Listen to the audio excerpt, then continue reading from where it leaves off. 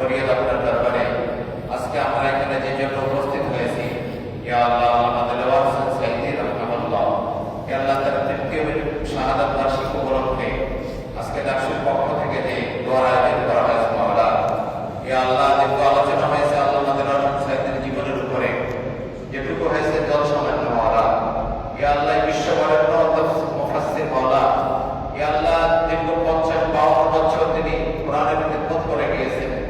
ইয়া আল্লাহ জীবনের সবটুকু দিয়ে তিনি আপনার কোরআনের বাণী প্রচার করে গেছেন সারা বিশ্বে। ইয়া আল্লাহ মেহেরবানি করে আপনাকে ক্ষমা করে দিন। ইয়া আল্লাহ তার জীবনের খিদমতটুকু আপনি কবুল ও মঞ্জুর করে নিন। সারা জীবন আপনার কোরআনের খিদমত করেছেন, আপনি তাকে কবুল ও মঞ্জুর করে নিন। ইয়া আল্লাহ শহীদ হিসাবে আপনি তাকে কবুল করে নিন। ইয়া আল্লাহ আপনি তাকে কবুল ও মঞ্জুর করে নিন।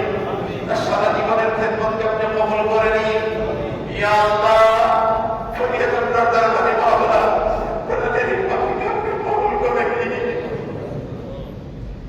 ইয়া আল্লাহ মাওলা মেহেরবানি করে আপনি তাকে ক্ষমা করে দিন।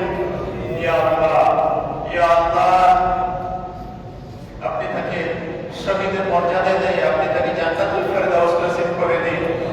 জান্নাতুল ফেরদাউসের উঁচু মাকাম দান করুন মাওলা।